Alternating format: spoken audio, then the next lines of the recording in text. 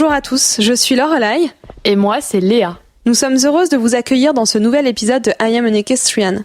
Dans ce podcast, nous échangeons avec des professionnels de la filière équestre autour de discussions longues pour découvrir leur parcours, leur histoire et comprendre comment ces personnes inspirantes ont réussi à transformer leur passion en métier. Tous nos épisodes sont disponibles à l'écoute de façon permanente sur vos plateformes de streaming habituelles ainsi que sur le site internet et l'application de notre partenaire L'éperon. Et si on parlait de dressage ?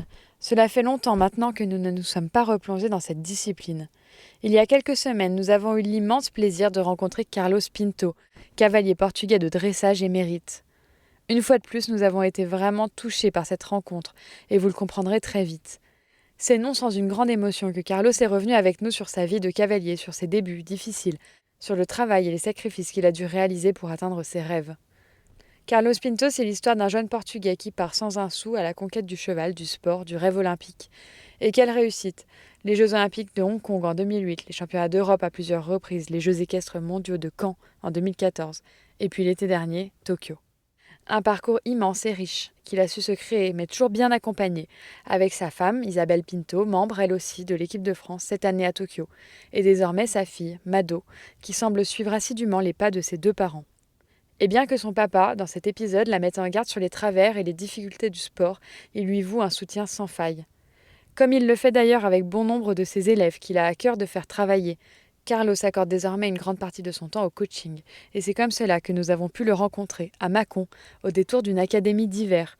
Et mieux que ça, en présence des stagiaires qui, eux aussi, ont pu écouter et participer à notre conversation. J'espère que cet épisode vous plaira. Cette semaine, nous nous associons à Claire Yochum pour la sortie de cet épisode.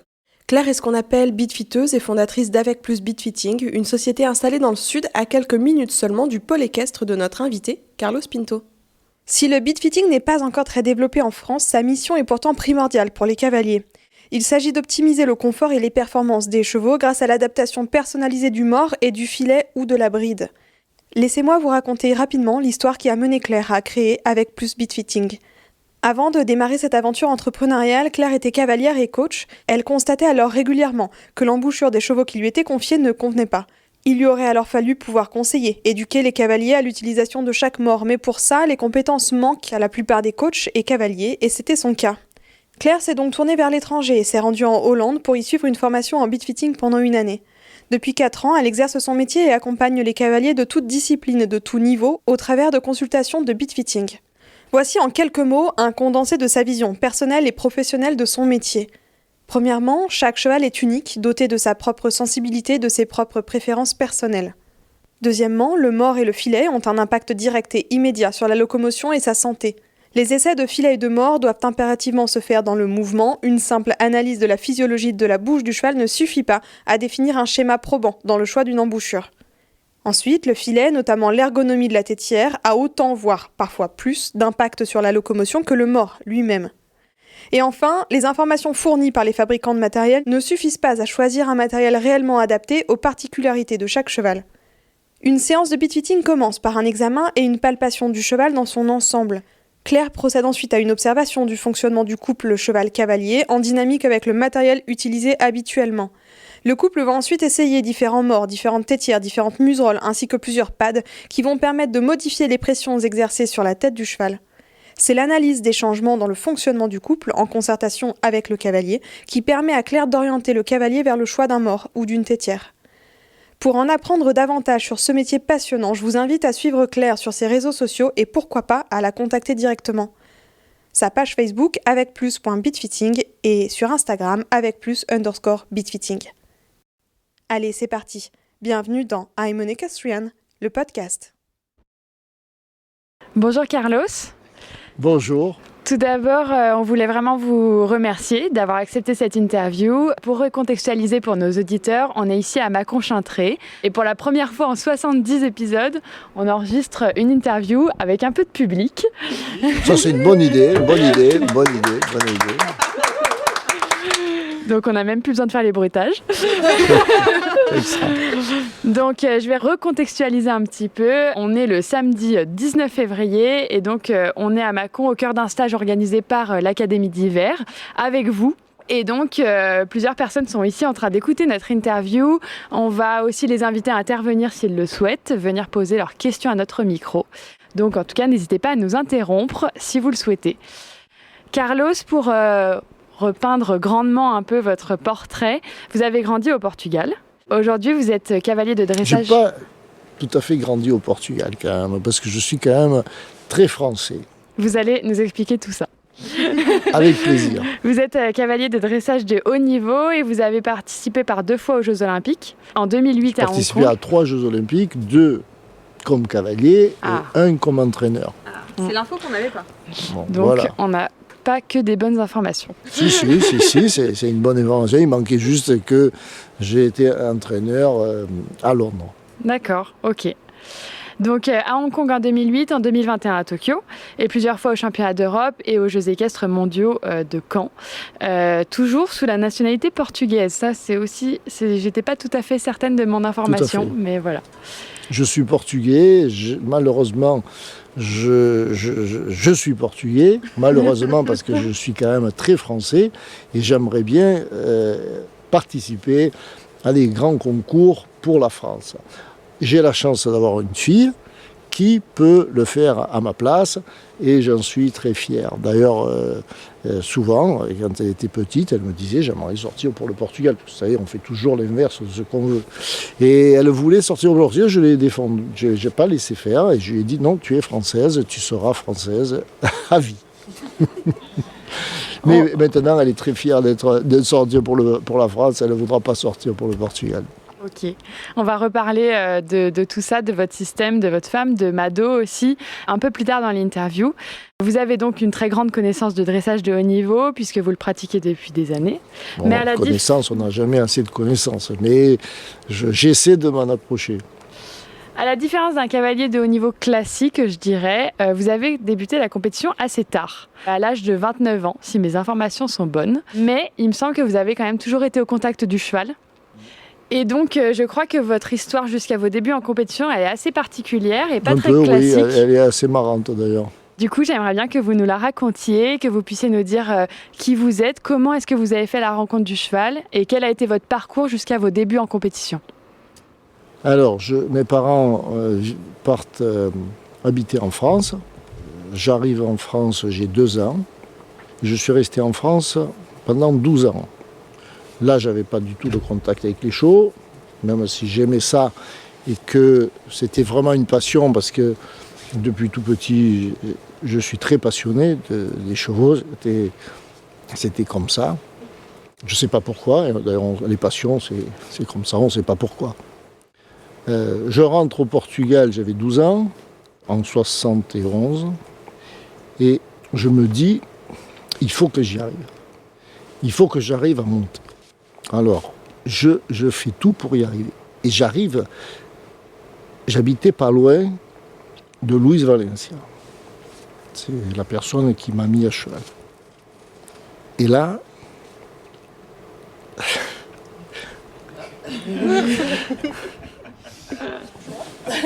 c'est difficile. Vous êtes ému. Oui. On a le temps. Ça arrive souvent dans nos interviews. C'est difficile parce que quand vous faites quelque chose que vous ne pouvez pas y arriver, je ne sais pas si vous comprenez, c'est beaucoup de sacrifices. Parce qu'on n'arrive pas à haut niveau quand on n'a pas d'argent, parce que mes parents, ils n'avaient pas d'argent. Et il faut avoir envie. C'est ce que je dis aux gens. Il faut avoir envie. Il faut être un peu doué. Mais il faut beaucoup de sacrifices dans la vie. Et donc, je vais dans ce manège, et j'ai la chance d'avoir quelqu'un qui a pu m'aider. J'avais 12 ans, j'étais dans la tribune. Bon, il faut que j'arrive à... Parce que c'est difficile. Est-ce qu'on peut vous demander un verre d'eau ? Ouais, ça fera du bien. Merci beaucoup.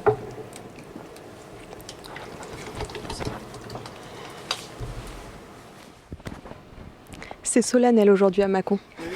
C'est ça. On se replonge dans votre Ouais. récit. Dans les difficultés, parce que c'est pas si facile que ça. Donc, alors je suis dans le manège, tous les matins, j'allais dans ce manège et je regardais. Je regardais les gens monter. J'étais à me dire, bon, j'adore ça, de toute façon je suis là dans la tribune. Et puis je suis content de regarder ces gens monter. Donc, à force, Louise Arlez, qui est quelqu'un, je ne sais pas si vous connaissez, mais c'est quelqu'un d'extrêmement gentil, c'est une personne adorable. À force de voir un jeune à 10, 12 ans, tous les jours, les autres ils jouent au ballon, et quelqu'un qui est là toute la journée à regarder, à baver, un jour il m'a dit, il était content, moi je faisais les box, j'ai aidé, parce que je vois beaucoup de gens aujourd'hui, dès qu'ils font un box, on les exploite. Moi j'étais là, j'allais au manège, je faisais les box, j'étais content. J'étais avec les chevaux. C'était ma passion. Et donc un jour il me dit, il faut que je fasse monter ce jeune. Et c'est pour ça que je suis ému, parce que j'en ai un peu bavé. J'y arriverai pas, je crois. S'il faut, on va parler de choses beaucoup plus techniques et on reviendra au fur et à Là, je mesure saurais sur bien. l'histoire. Là, je saurais bien.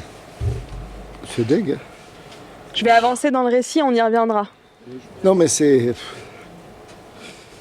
une horreur. Bon, je m'excuse. Hein. Non, c'est J'y arriverai pas. au contraire. Mais je ne suis pas le seul. Il y a beaucoup de gens qui ont souffert. C'est-à-dire qu'il faut se sacrifier. Moi, j'entends des gens, j'y arriverai pas, j'ai pas d'argent, mais c'est un truc de dingue. Quand j'entends ça, je deviens fou, quoi, parce que c'est pas que l'argent, quoi. On peut y arriver sans argent. On peut travailler et on peut se dire, il faut que je le mérite aussi. Alors il y a des gens, heureusement, qui ont de l'argent et qui méritent de réussir. Mais nous, c'est plus difficile. C'est-à-dire que tu dois franchir des étapes qui ne sont pas faciles par le travail. Donc, c'est toujours ce que je dis avec les chevaux. C'est-à-dire que tu restes à ton niveau, toujours. Tu as de l'argent. Ma fille, elle va avoir une carrière beaucoup plus facile que la mienne. Pas parce qu'elle est plus douée que beaucoup d'autres personnes, pas parce qu'elle est plus douée que moi, ou pas parce qu'elle est plus douée que des jeunes qui n'y arriveront pas. C'est juste qu'elle va y arriver plus facilement. Parce qu'il y a tout de fait pour qu'elle réussisse. C'est pas parce qu'elle est meilleure, mais elle peut y arriver parce qu'on lui a tout donné. Dans le cheval, c'est la même chose. Quand on monte à cheval, on doit être capable de se mettre au niveau du cheval. Il y a des chevaux qui ne sont pas super doués, mais qu'on y croit, parce qu'ils vont donner. Et ça, c'est dans l'équitation et dans la vie, c'est ça qui est important. C'est comment on vit les choses. On peut être très content d'être centième, parce que on a la possibilité d'être centième. Et si on a la possibilité d'être premier, eh ben, on doit être content parce qu'on est premier. Mais le premier, c'est pas parce qu'il est premier qu'il a plus de valeur que celui qui est centième. Voilà. Et quand on monte à cheval, bon là, je sais pas si mais quand on monte à cheval, c'est la même chose. On monte sur un cheval. Bon, toi, t'es pas super bon, mais on y croit et on va travailler tous les deux. Et je vais te donner la même chose que si j'avais un super crack pour y arriver. Et du coup, on fait une belle histoire et on finit par faire un peu quelque chose. On ne va pas gagner, mais au moins on amènera le cheval au plus haut niveau. Et ça, c'est le respect de la vie. Et je pense que c'est comme ça qu'il faut monter à cheval. Du coup, je reprends le film et On prendra le temps d'y revenir si vous Voilà, voulez y maintenant, ça va revenir. mieux, là. Ça y est, On est lancé. Oui, on est lancé. Donc vous avez travaillé avec ce monsieur, Louis, c'est ça? C'est ça. Et j'imagine qu'il s'est passé plein d'étapes que je vais Voilà, donc, passer. Voilà, non mais ça va. Maintenant, Luis Valencia, il m'a beaucoup aidé. J'ai donc commencé à monter avec lui comme ça. Il voyait que j'étais un peu doué. Et donc, il m'a aidé vachement, beaucoup même. Et j'ai progressé. Très vite, je suis rentré à l'école portugaise d'équestre parce que je suis rentré à l'école en 77. Exactement, 77, donc ça allait vite. J'ai commencé à monter en 71. 77, j'étais à l'école portugaise d'équestre. On m'a donné des chevaux, parce que j'étais jeune, je commençais, on m'a donné des chevaux que, bon, un peu ceux qui ne voulaient pas. Et 3 ans après, je suis soliste de l'école portugaise d'équestre. Donc très vite, ça a été. Luis Valencia m'a vu, il m'a demandé d'aller travailler avec lui. Et puis après, j'ai eu beaucoup de clients, j'étais soliste de l'école portugaise d'équestre. J'ai vite eu 40 chevaux en pension, je faisais de la tauromachie, je travaillais parce qu'à l'époque au Portugal il n'y a pas de dressage, je travaillais pour la tauromachie, c'était pas la chose que je préférais, donc je me suis dit bon, il n'y avait pas internet, il n'y avait pas tout ça, je me suis dit il faut que j'aille apprendre, il faut que j'aille voir ce qui se passe à l'étranger, parce que ici ça ne suffit pas, il faut que j'évolue, donc j'ai voyagé beaucoup, je suis allé en Suisse, en Allemagne, je suis allé chez Klimt, bon, des trucs comme ça. Et puis, j'ai commencé la compétition en 87, je crois, 88. Et j'ai été le premier cavalier au monde avec un cheval lusitanien qui s'appelait Ripado. Voilà, c'est comme ça que j'ai commencé la compétition. On va parler de plein de choses. Et la première question que je voulais vous poser, vous avez eu la chance de travailler près d'1 an, je crois, aux côtés de Nuno Oliveira.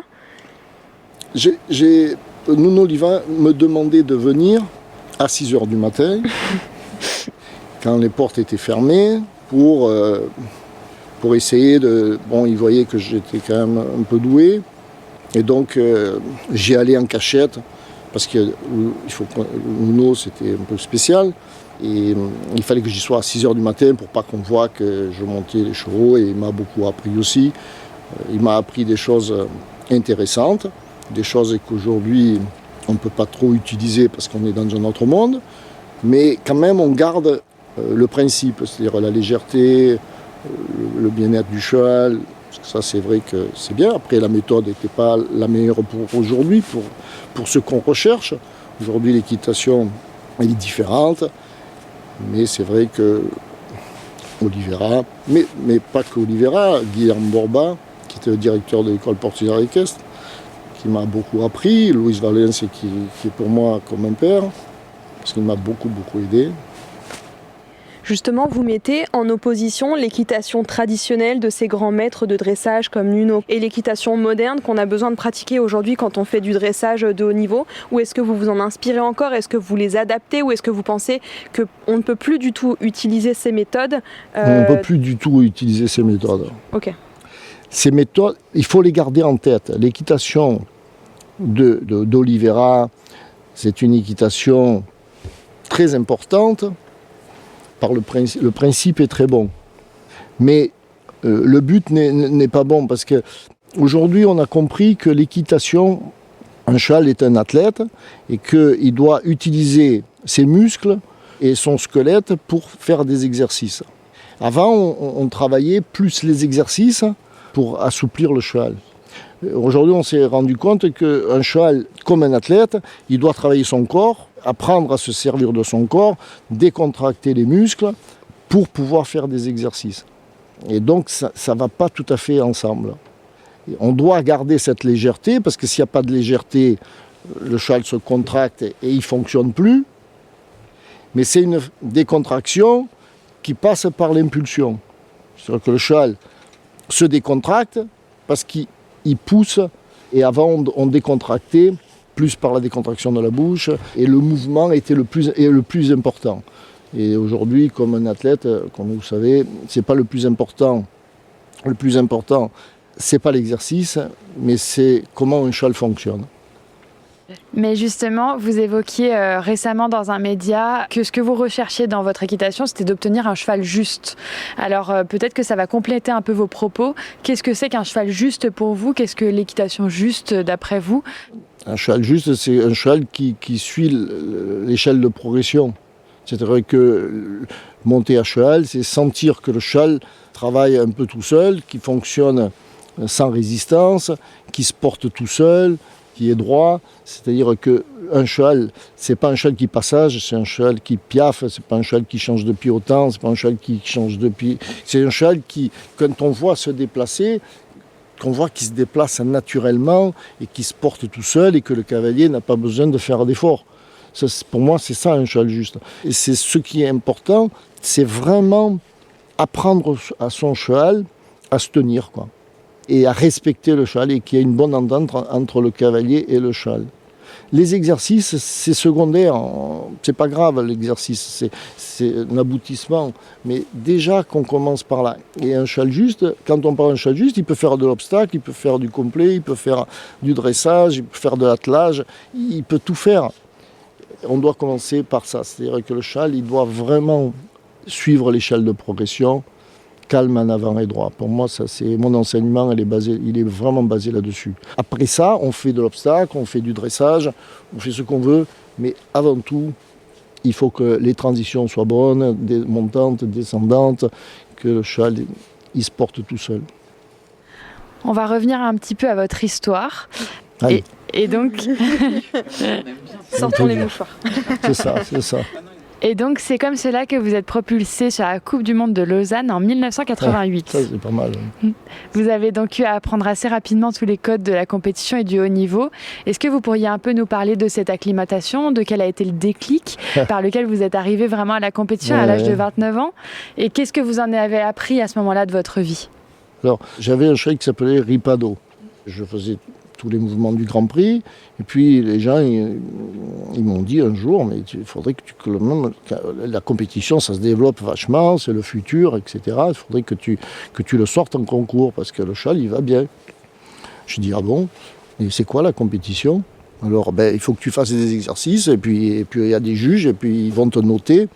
Il y en a 10, tu as un texte, il faut que tu l'apprennes. Et bon, écoute, on va essayer.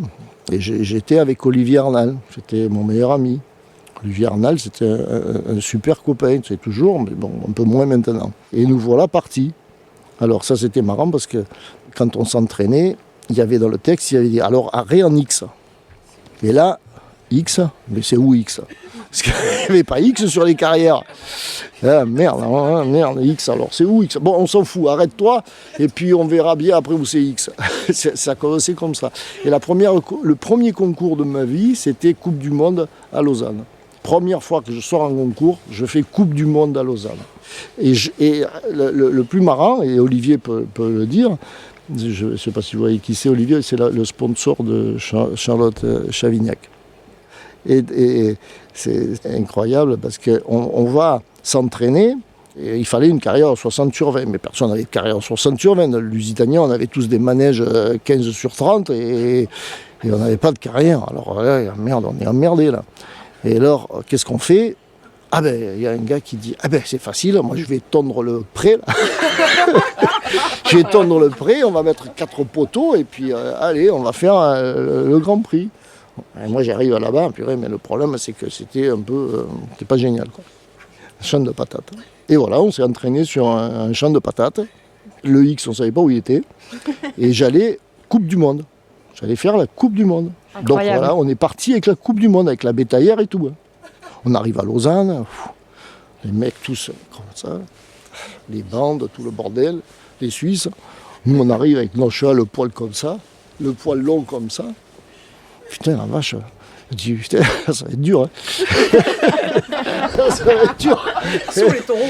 Voilà, et non mais c'est vrai, c'est Coupe du Monde. Hein. J'ai fait Coupe du Monde, premier concours. J'avais jamais fait rien, quoi. J'avais fait un truc comme ça. Et là, je fais ma reprise. Putain, classé pour la cure. La vache. Putain, avec les poils longs. Les poils longs. Non mais ça c'est quand même... Ouais, non mais c'est vrai, je te jure que c'est On va vrai. devoir te couper. Donc voilà, putain, la vache, je suis sélectionné pour la cure. J'avais pas de cure. Alors qu'est-ce qu'on fait? Eh bien on va enregistrer la cure le soir, la nuit. On fait la cure et hop, on part à Genève, dans un studio, et on enregistre la cure. Et là, le lendemain, je ne m'étais jamais entraîné. Et Olivier Arnal, il avait tu sais, les transistors comme ça. Et il y avait Olivier Arnal qui me suivait avec le truc sur le dos. L'enceinte. et la musique à fond. Tout le monde était comme des malades. Et allez, moi je m'entraîne pour faire ma cure le matin, pour l'après-midi faire la cure. Ça, c'est quand même un dingue. Et malheureusement, je suis rentré avec la cravache et j'ai été illimité. Ouais. Mais la vérité, c'est que je suis sorti de là et j'ai eu Piaget qui est venu me voir et il m'a dit, purée, la vache, vous avez fait un truc quand même incroyable, ben, je vais vous sponsoriser et je vais vous acheter des chevaux. C'est merveilleux. Et c'est comme ça que j'ai commencé la compétition. Bon, alors là, vous nous faites une transition parfaite. Bon, ben, tant mieux. Et c'est la vérité, c'est pas du film, c'est une vérité. C'est comme ça s'est passé comme ça et c'est comme ça que j'ai commencé la compétition. Et c'est donc comme ça que vous avez pu compter sur le soutien du Puy du Fou qui vous a accompagné Alors, dans après, votre projet sportif. Après, on m'a demandé d'aller entraîner le Puy du Fou, parce qu'ils montaient une école, ils avaient un spectacle de dressage et ils voulaient que j'aille les entraîner. Et puis, bon, voilà, De Villiers m'a dit, ça serait bien qu'on fasse un peu de compétition. Bon, moi aussi, j'ai poussé un peu à ça. Je les ai convaincus et du coup, on m'a donné un cheval du Puy du Fou qui faisait du spectacle, Notavel. Et puis j'y ai cru, voilà, parce que j'ai passé ma vie à y croire, à tous les chevaux qu'on m'a confiés. J'ai pris ce cheval et on a fait les Jeux Olympiques à Tokyo. Est-ce que ce système à Hong Kong, ouais. Est-ce que ce système avec les sponsors, c'est ce qui vous a vraiment permis d'atteindre le haut niveau, de construire votre carrière, ou est-ce que vous pensez que vous auriez pu le faire autrement? C'est-à-dire que c'est compliqué quand on n'a pas d'argent. C'est toujours un problème d'argent quand même. Et donc c'est beaucoup de concours, ça coûte cher. Et si on n'a pas de sponsor, c'est très compliqué, quoi. On peut y arriver, mais ça devient compliqué, quoi. Parce que les chevaux, moi j'ai toujours vendu mes chevaux. Chaque fois que j'avais un cheval, les meilleurs chevaux, je les ai vendus. C'est comme ça qu'on arrive. On monte à cheval quand même pour gagner de l'argent. On ne monte pas à cheval pour faire de la compétition. Et la compétition, c'est bien, mais il faut gagner de l'argent, malheureusement. Et du coup, quand on a un bon cheval, on le vend. On donne des cours, on vend les chevaux. Après, on a des sponsors qui croient en nous et qui nous aident à garder les chevaux et arriver à haut niveau. Il ne faut pas être malheureux pour ça, c'est comme ça, c'est la vie. Et on est content, et comme ça, on n'est pas aigri, parce que vivre dans le cheval, on peut être très vite aigri. Et il ne faut pas être aigri, on fait ce qu'on peut, et ça, c'est le plus important. Vivre avec ce qu'on a. Je fais une toute petite pause à mi-épisode pour vous dire que nous sommes bien rentrés des États-Unis où nous avons vécu une semaine absolument formidable, au-delà de toutes nos attentes. Nous avons pu y enregistrer 7 épisodes et si vous nous avez suivis sur Instagram, vous avez certainement quelques idées de qui sont ces 7 invités. Parmi ces épisodes, 4 ont été enregistrés en français, 3 en anglais, et comme toujours, nos épisodes anglophones seront diffusés en 2 versions, une version originale, full English, et une version doublée, traduite et doublée en français. Si vous n'avez pas eu l'occasion de nous suivre pendant notre semaine à Wellington et en Floride, vous pouvez retrouver tout notre contenu dans nos stories permanentes sur Instagram. En attendant les prochains incroyables épisodes qui seront à venir sur Aymone Kestrian, je vous laisse vous replonger dans la suite de cet épisode avec Carlos Pinto qui avait été enregistré à Mâcon-Chintré pendant le stage d'académie d'hiver en présence des stagiaires de Carlos. J'espère que cet épisode vous plaît, surtout n'oubliez pas de venir nous dire ce que vous en avez pensé. Et puis voilà, bonne écoute! Quel constat vous pouvez faire de l'évolution du système du mécénat dans le dressage entre votre arrivée au niveau à Hong Kong en 2008 et aujourd'hui 2022, vous rentrez de Tokyo. Est-ce que vous avez vu une évolution et si oui, laquelle ? Vous savez, vous avez des gens passionnés et quand vous avez des gens passionnés, ils vous sponsorisent. Et il faut avant tout qu'il y ait Aujourd'hui, on n'a pas encore de sponsors qui investissent pour un retour. C'est souvent des gens, dans le dressage en tout cas, c'est des passionnés qui vous font confiance et qui vous aident. Parce que le dressage, ça ne rapporte pas d'argent. Donc, quand vous tombez sur des gens qui vous font confiance, ce qui est le plus important, c'est rester à sa place et travailler pour la personne qui vous fait plaisir et qui donne tout pour que vous puissiez y arriver. C'est tellement beau des gens qui nous aident. Et du coup, on doit tout faire pour qu'ils restent avec nous. On voit trop de gens qui profitent de ces gens. Et ça ne marche pas. Donc, un obstacle, je ne connais pas, je ne peux pas vous parler d'obstacle, mais en dressage, quand vous avez quelqu'un comme ça, vous avez intérêt à le gâter et à être respectueux et travailler pour lui, plus que pour nous. Et il faut être sérieux, il faut s'occuper des chevaux. Et là, du coup, vous avez des gens qui vous suivent. Mais le dressage, ça sera, à part l'Allemagne, la Hollande, le Danemark, des pays comme ça, en France, au Portugal et ailleurs, vous avez des gens qui vous sponsorisent parce qu'ils vous aiment bien. Hein. Parce qu'ils ont de l'argent et qu'ils vous aiment bien, mais pas parce qu'ils vont gagner de l'argent avec ça. Donc vous avez intérêt à vous occuper bien d'eux et de ne pas en profiter. On va évoquer un sujet dont vous avez parlé au début de l'interview. Vous avez toujours couru sous la nationalité portugaise et j'aimerais bien que vous nous expliquiez un peu plus pourquoi vous nous avez dit que vous auriez aimé monter pour la France. L'importance pour vous de conserver votre identité portugaise et pourtant votre envie à un moment donné d'avoir voulu courir sous les couleurs françaises. Est-ce que vous pourriez nous en parler? Et puis après peut-être évoquer avec nous les différences et les parallèles qu'on peut faire entre le dressage de haut niveau au Portugal, ou en tout cas sous la nationalité portugaise, et le système français. Alors, je suis portugais et je ne peux pas renier ça.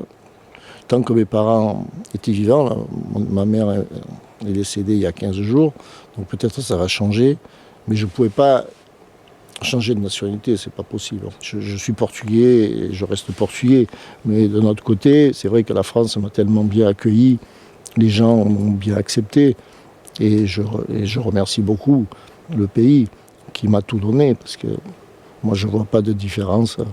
C'est pas parce que j'étais portugais qu'ils ne m'ont pas aidé. En concours, les juges, ils ont été comme tout le monde. Des fois on est déçus, mais pas parce que j'étais portugais, parce que le dressage c'est comme ça. Donc j'aurais bien aimé, mais ils n'ont pas besoin de moi non plus. Hein. Il y a assez de cavaliers pour représenter la France, mais moi j'aurais été très fier d'être français parce qu'ils le méritent aussi. Mais je ne suis pas assez bon pour que ça se fasse. Mais c'est vrai que j'aurais bien aimé pouvoir avoir un cheval et être là en France et leur dire merci. Vous avez l'impression qu'il y a beaucoup de cavaliers capables d'aller courir le haut niveau du dressage français. Or, on a souvent un petit peu des sons de cloche contraires avec une équipe parfois qu'on trouve peut-être appauvrie en termes de talent, etc. On sait qu'à l'instar de votre fille, il y a aussi des jeunes talents qui arrivent. Si vous pouviez faire un constat, un petit peu un portrait du dressage en France aujourd'hui, qu'est-ce que vous pourriez dire par rapport à ce que vous avez connu quand vous étiez au Portugal et aussi par rapport justement à ces nations très fortes qu'on connaît, le Danemark ou l'Allemagne, etc. Alors moi je pense qu'en France il y a vraiment des cavaliers doués quand même, parce qu'il y a des cavaliers doués, on ne peut pas dire qu'il n'y a pas de cavaliers doués, il n'y a pas de gens qui travaillent. Il y a des gens qui travaillent et qui sont doués. Maintenant, en France il n'y a pas d'élevage de dressage. Il n'y a pas d'élevage. Comment vous voulez arriver à haut niveau si vous n'avez pas des gens qui vous confient des chevaux? Parce que arriver à haut niveau, c'est 8 ans de travail quand même. Après, c'est vrai qu'il faut beaucoup de chevaux, des étalons, des gens qui gardent des étalons, des gens qui ont des chevaux pour faire la publicité du cheval, il faut un peu d'argent. Et après, je reviens à ce que j'ai dit, c'est-à-dire qu'il faut aussi respecter ces gens qui vous donnent des chevaux. Il faut non seulement de l'élevage, il faut que des gens élèvent des chevaux, et après, il faut que les gens qui les montent respectent ces chevaux et les éleveurs. Et comme il n'y a pas beaucoup de cavaliers doués, il y en a, mais il n'y en a pas tant que ça, il y a toujours du gâchis, parce qu'il en faudrait plus. Et qu'aujourd'hui, l'enseignement ne nous amène pas à ça. Parce que l'enseignement n'est pas tout à fait juste. Donc les gens, il faut qu'ils se débrouillent tout seuls, parce qu'il n'y a pas assez d'entraîneurs aussi. Donc c'est tout un système qu'il faudrait un peu changer. Il faudrait changer, mais il faudrait plus d'argent, plus d'investisseurs, plus beaucoup de choses. Et la France n'est pas vraiment un pays de dressage. Et l'enseignement, c'est quand même un sujet auquel vous vous attelez. Sur votre site internet, il y a écrit, et je cite, que vous êtes passionné par votre métier. Il y a écrit « Carlos Pinto est reconnu pour sa pédagogie et son expertise dans l'enseignement du dressage. Carlos est capable de passer des journées complètes dans un manège à enseigner individuellement l'équitation avec la même énergie et le même engouement. » Je confirme, voilà. C'est vrai. Et même quand il fait froid, même quand il vente, il est toujours là. C'est une passion. L'enseignement, ça faut que ce soit une passion. Si vous n'êtes pas passionné, vous ne pouvez pas enseigner, c'est pas possible, c'est trop difficile. Et puis, bon, après l'expérience vous aide un peu. Quand vous n'arrivez pas à régler le problème, ça devient ennuyeux, quoi. Parce que vous êtes là, les minutes passent, et puis vous n'arrivez pas à régler le problème, donc ça devient pénible. Et si c'est 10 heures à ne pas régler le problème, c'est encore plus pénible. Alors, ça a été très pénible au début, et puis maintenant, c'est de moins en moins pénible, parce que j'arrive très vite, ou un peu mieux, à régler les problèmes. Du coup, ça devient passionnant. Quand on règle les problèmes, c'est toujours passionnant.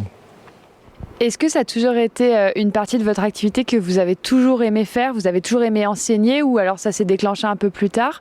Et est-ce que ça vous apporte quelque chose à vous dans votre performance personnelle? Bien sûr, c'est-à-dire qu'on apprend tout le temps. On apprend tout le temps. Plus vous enseignez, plus vous apprenez. Vous regardez les défauts, vous regardez les gens qui montent bien, parce que vous enseignez. Quand vous enseignez, vous pouvez donner des cours à des gens très, très bons et qui vont vous apporter des choses. Vous leur donnez des choses, mais vous apprenez aussi. Donc oui, tout à fait, c'est très important. Les cours vous apprennent beaucoup de choses. Vous disiez tout à l'heure que le cheval juste quelque part, après il peut faire n'importe quelle discipline et il y a quelques semaines il y avait ici un stage fédéral du groupe 2 de CSO auquel on a eu la chance d'assister et on a pu observer une session d'un des meilleurs cavaliers de français de CSO avec Barnabas, donc la personne qui encadre le CSO pour le dressage. Vous encadrez vous aussi des cavaliers de CSO. Quand vous êtes dans cette discipline-là, est-ce que vous adaptez votre façon d'enseigner? Est-ce que vous adaptez ce que vous recherchez sur le cheval? Ou est-ce que, quelque part, les fondamentaux sont vraiment toujours les mêmes? Les fondamentaux sont les mêmes. Un cheval est un cheval. Et après, on doit apprendre un cheval à se tenir, à se décontracter, à se porter, etc. Et après, vous déviez dans votre discipline, mais au départ, dans toutes les disciplines, c'est les mêmes. C'est un cheval, quoi. Le cheval, il doit apprendre à se décontracter, à porter le cavalier, etc. Donc, pour toutes les disciplines, bien sûr, c'est exactement pareil. Et comment on explique alors aujourd'hui la faiblesse, puisqu'on l'a mentionné juste avant, du système français, que ce soit pour la formation des cavaliers de CSO, pour la formation des cavaliers peut-être de concours complet? On en a parlé avec Karim, qui le disait, le dressage c'est leur bête noire, historiquement aux cavaliers de concours complet, en tout cas sur les dernières décennies. Et vous le disiez aussi, on manque encore d'un bon enseignement pour le dressage en France. Est-ce que vous avez une idée un petit peu des causes? À part réformer l'intégralité du système, quelle solution est-ce qu'on pourrait apporter? Vaste sujet. Voilà. C'est compliqué, quoi. Tout le monde se casse les dents là-dessus. L'enseignement, c'est peut-être... aujourd'hui, en Allemagne, on est quand même beaucoup plus rigoureux dans les bases. On lâche pas, c'est dans le caractère. C'est vrai que le caractère, vous l'avez ou vous l'avez pas. Ou vous êtes maniaque ou vous l'êtes pas. Ça doit être naturel. Si vous n'êtes pas maniaque, on ne va pas vous rendre maniaque. C'est-à-dire que c'est comme ça. Et moi je pense que peut-être en France on n'est pas assez maniaque pour faire du dressage. Je pense, parce que passer des heures à faire des bases, c'est horrible. Mais moi je l'ai fait parce que c'est pas difficile, parce que je suis comme ça. Je supporte pas qu'un cheval tire à gauche ou tire à droite, que le cheval il fasse une transition qui soit pas bonne, que le cheval ne soit pas heureux. Quand je descends d'un cheval, il faut que je me dise, mais tu as été un enfoiré, quoi. Tu as monté, tu as massacré ce cheval. Et pour ne pas fatiguer ce cheval et pour ne pas lui enlever le mental, il faut quand même perdre du temps, passer du temps à le rendre maniable et à le rendre heureux, tout tout en travaillant. C'est-à-dire qu'on doit dresser un cheval et le dominer sans qu'il s'en rende compte. Et on doit le muscler et l'assouplir pour qu'il puisse arriver à haut niveau. Ça c'est vraiment, pour moi, le plus important. C'est-à-dire que si on veut faire plusieurs chevaux de Grand Prix, si on veut arriver à un très très haut niveau avec plusieurs chevaux, il faut s'adapter au cheval et pas que le cheval s'adapte à nous. Parce que là, vous dressez un cheval. C'est le cheval qui est capable de s'adapter à vous. Mais si vous voulez dresser plusieurs chevaux, vous devez réfléchir beaucoup, passer des heures à l'écouter, passer des heures à le fabriquer, mais pas le fabriquer pour qu'il passage. Le fabriquer pour qu'un jour il fasse passage et qu'il fasse piaffer. Et là, du coup, vous vous rendez compte que vous avez dressé beaucoup de chevaux dans votre vie. Et souvent, les gens, ils sont pressés, ils veulent des résultats, et du coup, ça ne marche pas. Moi, j'ai 2 questions, Carlos. La première, c'est quel est votre premier moment émotionnel, ce qui vous a le plus fait vibrer dans toute votre carrière, donc en tant que cavalier, et la même question en tant qu'entraîneur. Alors, qu'est-ce qui m'a fait le plus briller ? Vibrer. Non, pas briller, non, vibrer. Ce qui m'a fait le plus vibrer, déjà monter à cheval, c'était un truc, parce que quand on aime ça, on monte à cheval, waouh, rien que de mettre les fesses sur un cheval, waouh, ça c'est le maximum, c'est le top, plus que les Jeux Olympiques. Pour moi, c'est extraordinaire. Bon, voilà. Ça, c'est en tant que cavalier, monter à cheval, c'est déjà la première chose. Et la deuxième, c'était quoi ? En tant qu'entraîneur. Ah oui, en tant qu'entraîneur, c'est bien sûr amener quelqu'un aux Jeux Olympiques. C'est le maximum. Bon, je l'ai fait, j'ai amené Gonzalo Carvalho aux Jeux Olympiques, que j'ai formé depuis l'âge, le cheval il y avait 5 ans quand j'ai commencé à faire travailler, et puis on est allé aux Jeux, et puis Saumur, là aujourd'hui je vais entraîner Saumur, ça franchement, là pour moi c'était génial, parce que c'est quand même le top. Parce que, non, mais le cadre nord de Saumur, c'était un rêve pour moi. Je l'ai dit sur Dressprod, c'est-à-dire qu'à l'époque, les écoles comme Saumur, Vienne, l'école portuaire équestre, c'était plus que la compétition, c'était des dieux, quoi. C'est aujourd'hui encore, c'est quand même une école reconnue quand même. Et vous rêvez qu'une chose, c'est de pouvoir déjà vous approcher de l'école et de parler à un écuyer.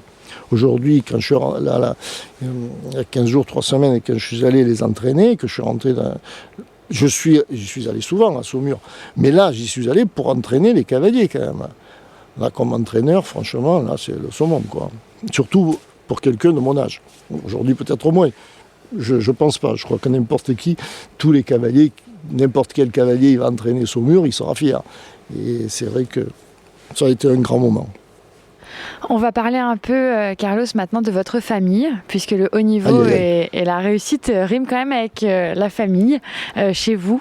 Vous travaillez donc avec votre femme Isabelle, mais aussi avec votre fille, qui, on le sait, est en train de construire une très belle carrière, en tout cas qui est un jeune talent, et à qui on attribue déjà beaucoup de qualités et d'espoir.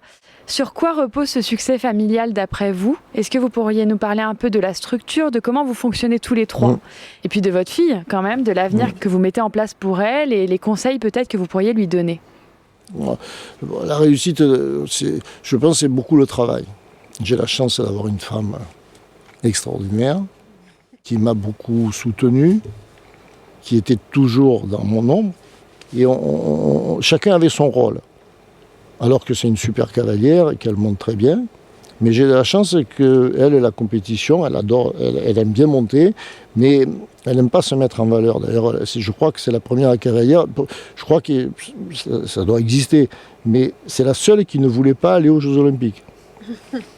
Là, c'est quand même incroyable. J'ai dû la forcer pour aller aux Jeux Olympiques.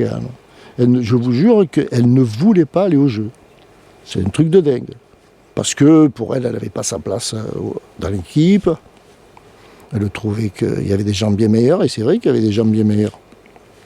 Mais la vérité, c'est qu'elle a été sélectionnée. Et je lui ai dit, à ta place, c'est toi qui as été sélectionné, personne d'autre. Et donc, moi j'ai réussi, parce qu'elle m'a beaucoup aidé. Et on s'aide tous. Et comme on s'aide tous, finalement, ça finit par marcher. Et puis comme on respecte nos chevaux aussi et qu'on respecte un peu les clients, on a fait des fautes sûrement, on n'est pas parfait, mais on essaie quand même d'être comme avec les choses justes. Voilà. Et ma fille, elle récolte tout notre travail. Et comme j'ai dit au début, chacun à son niveau. Elle va peut-être réussir, peut-être qu'elle ne réussira pas, mais elle réussira si elle travaille, qu'elle respecte ses sponsors, si elle respecte ses chevaux. Et c'est ce qu'on essaie de lui inculquer. Et après, elle réussira, mais vous savez, quand vous êtes à haut niveau, c'est tellement dur que quand vous êtes à petit niveau, c'est bien aussi. Justement, est-ce que vous la mettez aussi en garde un peu sur cette difficulté-là? Est-ce qu'elle se rend compte? C'est justement ce que j'étais en train de dire, c'est que ça peut être très dangereux, parce qu'on n'a pas d'argent, on n'est pas riche, et qu'aujourd'hui on est en train de la mettre à un niveau que peut-être elle ne le saura pas demain, parce que c'est là où il faut qu'elle soit intelligente et qu'elle arrive à réussir à très haut niveau, mais qu'elle soit humble et qu'elle, toute sa vie, elle respecte tout le monde et peut-être qu'elle arrivera à rester longtemps à haut niveau, parce qu'on est en train de travailler pour qu'elle aille aux Jeux Olympiques. On est en train de vraiment chercher des chevaux pour qu'elle soit à Paris. Et pour moi, c'est la priorité. Ma priorité aujourd'hui, c'est qu'elle fasse les Jeux. Pas que je les fasse et que je sois dans les 10 meilleurs ou dans les 20 meilleurs, parce qu'aujourd'hui, c'est vrai que j'ai un sponsor qui nous donne la possibilité d'arriver à très haut niveau. Mais aujourd'hui, je veux le faire pour ma fille, parce que si je la mets aux Jeux Olympiques à Paris, elle les aura fait. Demain, je peux ne plus avoir les sponsors, et puis elle ne les fera plus jamais. Moi, je les ai faits, ma femme, elle les a fait. Maintenant, c'est à elle de les faire. Et après, qu'elle se tienne et qu'elle continue à respecter. Et puis, si elle ne l'est plus, c'est la vie, c'est comme ça, elle donnera des cours. Puis, elle aura été cavalière olympique. Vous rentrez à 2 reprises dans un programme de construction vers les Jeux Olympiques. Là, vous êtes en train de construire un programme similaire pour votre fille. Qu'est-ce qu'il y a dans ces cellules de performance que vous construisez en vue des Jeux Olympiques? Est-ce que c'est très différent de ce qu'on va chercher quand on a un autre objectif, comme un objectif, j'en sais rien, un grand national, Coupe du Monde, etc. Ou est-ce que vraiment les Jeux Olympiques, c'est vraiment une recherche complètement différente et il faut mettre des éléments complètement différents et uniques dans la balance? Alors, les Jeux Olympiques, vous ne réussissez pas les Jeux Olympiques si vous voulez aller aux Jeux Olympiques. Si vous voulez aller aux Jeux Olympiques, vous n'y arriverez jamais. Il faut avoir la tête froide. Je les ai fait 2 fois. 2 fois, je les ai fait parce que j'ai essayé de préserver mes chevaux et qu'ils ne boitent pas. Parce que vous pouvez avoir le meilleur cheval du monde, s'il boite, vous n'allez pas au jeu. Donc vous pouvez être très bien sélectionné, être le meilleur du monde, et du coup, vous avez les jeux qui s'approchent, et là, vous mettez tellement de pression à vous et au cheval que ça ne marche pas. Donc la seule chose pour aller au jeu, c'est quand même avoir des bonnes notes, avoir les moyennes qu'il faut, et après, prier pour que les autres, ils y aillent pas. Parce que c'est un peu comme ça, c'est difficile à dire ça, c'est pas très élégant, mais c'est la vérité. C'est-à-dire qu'il faut être honnête, c'est-à-dire que vous êtes là, vous avez les mêmes points que les autres, la seule chose qui vous fait aller au jeu, c'est rester calme, faire votre travail comme d'habitude, ne pas le forcer plus que, parce que vous allez au jeu, vous devez à tout prix faire des concours et le forcer, parce que plus vous faites des concours, plus vous avez la possibilité d'y aller. Par contre, il va tellement rincer qu'à la fin, vous allez faire des contre-performances et du coup, vous n'alliez pas. Vous ne pouvez pas y aller parce qu'ils vont en prendre un autre. Parce que dès que vous faites des contre-performances à la fin, vous n'êtes plus pris. Moi, je les vois tous s'énerver. Avant les Jeux, ils font plein de concours, ils vont à gauche, à droite, pour essayer de faire beaucoup de résultats, pour avoir le maximum de résultats, pour avoir plus de chances d'avoir des 70.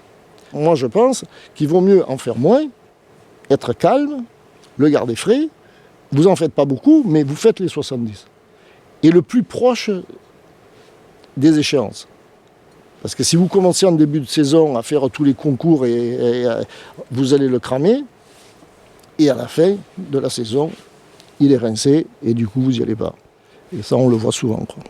Donc pour aller au jeu, il faut rester calme, rester tranquille, alors qu'il y a une grosse pression, parce que vous voulez y aller, quoi. Et vous savez que vous avez des chances, mais là, ça devient dangereux. On va s'approcher de la fin de cette interview, Carlos. Vous montez à haut niveau, vous êtes en train de construire un programme sportif d'ampleur pour votre fille, vous entraînez le Cadre Noir de Saumur maintenant. Pour l'instant. Qu'est-ce qu'on peut vous souhaiter pour la suite ? Pour la suite, la santé. C'est important. La santé, bonheur en famille, ça c'est le plus important. Et puis voilà, puis que ça continue comme ça, parce que moi je suis assez content de mon niveau. J'ai commencé, comme je l'ai dit, sans rien. Je suis arrivé à faire un peu quelque chose. Si j'arrive à rester à ce niveau, ce sera déjà bien.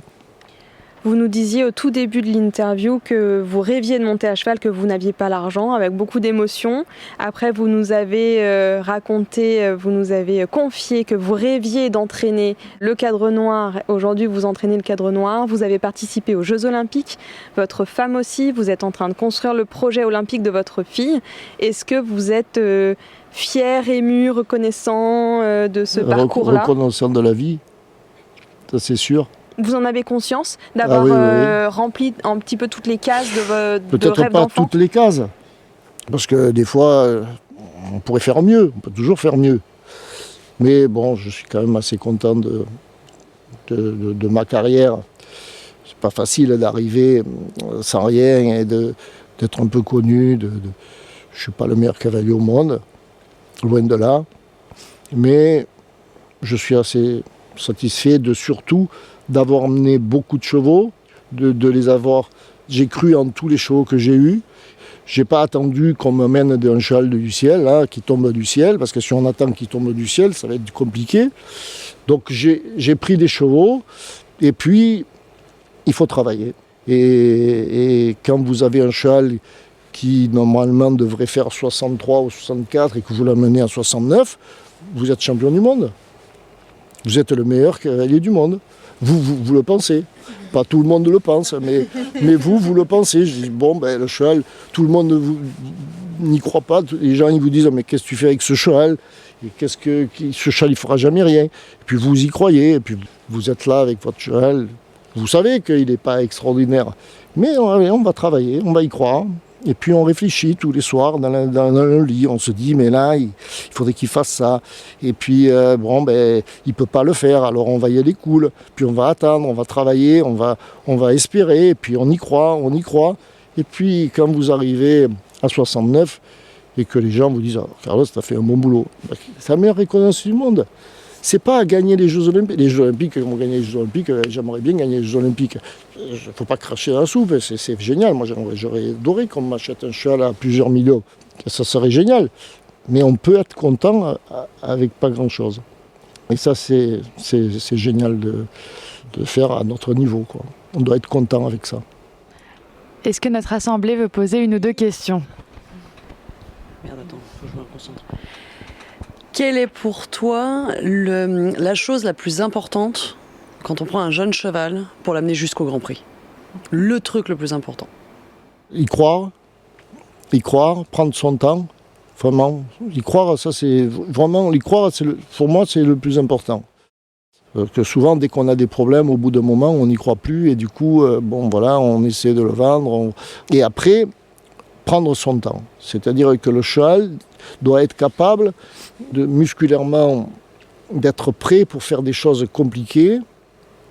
On doit lui laisser le temps de comprendre. Et un cheval, on sait que le cheval, de toute façon, il ne peut pas fonctionner avant 11 ans, 12 ans. Donc, il ne faut pas être pressé. Il faut vraiment prendre son temps. Et le cheval, il finit toujours par faire. Et plus le cheval est compliqué, plus il faut réfléchir, regarder tout ce qui se passe, voir toutes les techniques, réfléchir beaucoup et rester dans l'échelle de progression. L'échelle de progression, c'est la base de tout.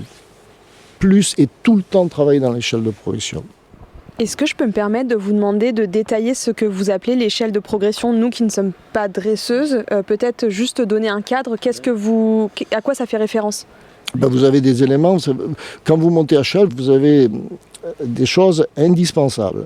C'est le contact, que le cheval il se pose sur la main, qui ne résiste pas. Vous avez une bonne relation avec la bouche. C'est la rectitude, c'est-à-dire que le cheval aille droit. C'est qu'il soit souple, c'est qu'il ait un bon rythme. C'est-à-dire que quand vous montez sur le cheval, vous prenez vos rênes, le cheval il faut qu'il se mette sur le mort, qu'il garde la vitesse, qu'il s'assouplisse, qu'il s'incurve à gauche, à droite, qu'il fasse des transitions montantes et descendantes.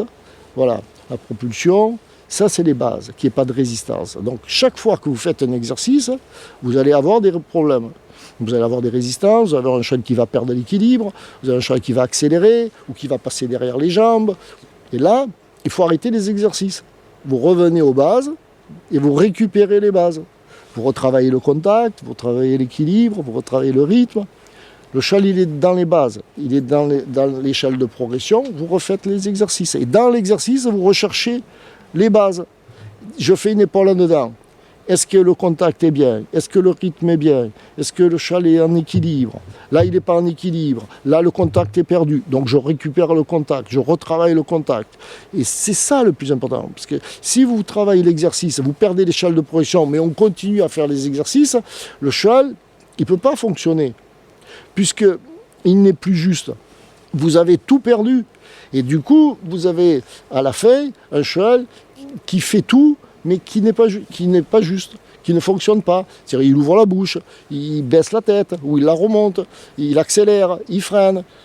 Et là, vous êtes tout le temps en train de récupérer, parce que vous ne lui avez pas... Il faut que le cheval il fasse les choses naturellement. Il faut que le cheval, quand vous lui demandez une épaule dedans, il sait exactement se mettre dans l'attitude pour faire une épaule dedans.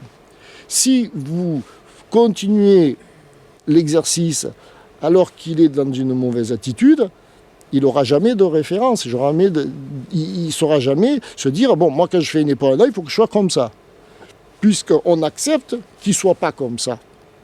Donc du coup, vous faites l'épaule dedans, mais vous êtes tout le temps en train de récupérer la vitesse, le contact, parce que vous êtes allé trop vite dans le travail et vous n'avez pas fait attention à cette échelle de progression. Parce que c'est des habitudes. Un cheval doit s'habituer.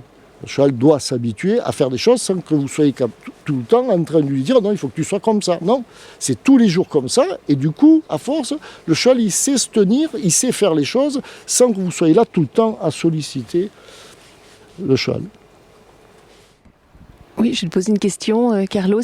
Quelle est la place du travail à pied dans le travail de tes chevaux et en quoi c'est complémentaire du travail monté? Alors, le travail à pied aujourd'hui, c'est très important pour les jeunes chevaux.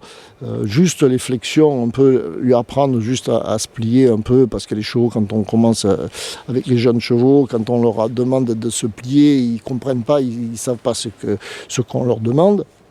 Donc ça peut être un peu difficile pour eux. Et donc à pied, on leur apprend juste à s'incurver à gauche, à droite, avec ce travail à pied. Mais on travaille de moins en moins le travail à pied, on travaille moins. Et après, on a vraiment besoin dans le piaffe passage. Piaffe passage, ça c'est indispensable, le travail à pied. Je pense qu'un cheval ne peut pas bien piaffer, bien passager si on ne le fait pas à pied. C'est vraiment très important. On peut le faire sans le travail à pied, mais c'est beaucoup plus facile à pied. Et après, quand le cheval le fait bien à pied, on le fait tout seul. Mais faire le piaffe passage tout seul, c'est quand même, on y arrive, mais c'est beaucoup plus difficile. Alors moi, j'ai une question un peu de débutant. Ah. Tu nous as dit que monter à cheval, c'était déjà un rêve quand on aime l'équitation. Oui. Est-ce qu'il y a un cheval en particulier que t'aimerais monter, qui vraiment te fait rêver? Il y a Jovian, il y a tellement de chevaux que j'aimerais monter, que c'est quand même, aujourd'hui il y a des chevaux, un truc incroyable.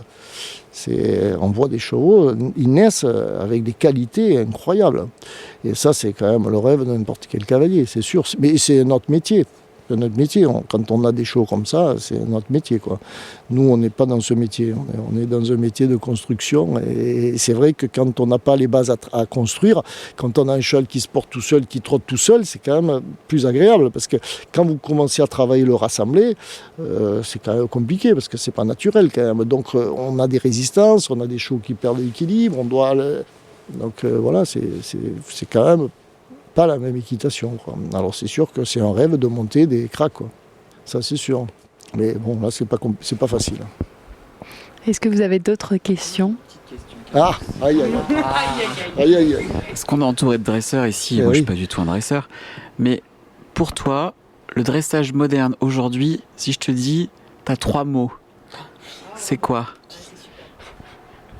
Parce que tu nous as parlé de tradition, tu viens de la tradition équestre portugaise, aujourd'hui tu vas enseigner la tradition équestre française au Cadre Noir, mais pour toi, l'équitation moderne en dressage, 3 mots, c'est quoi ? Oui, qu'est-ce que c'est 3 mots ? Mon courage. Oui. Calme en avant et droit, oui, tout à fait. Merci de m'avoir aidé. Oui, calme en avant et droit, c'est sûr.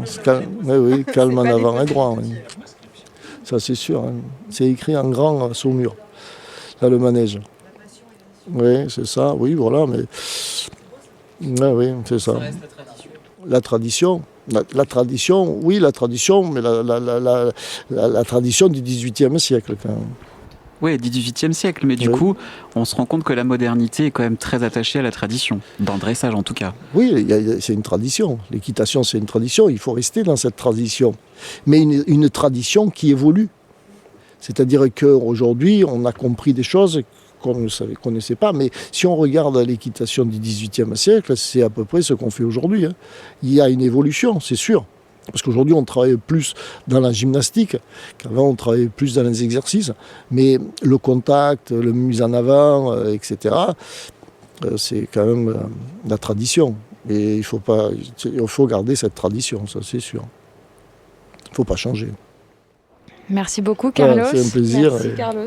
C'est moi qui vous remercie. D'avoir partagé avec nous et avec merci. tous vos stagiaires, ça a été dur. Et l'organisation de ce bel événement.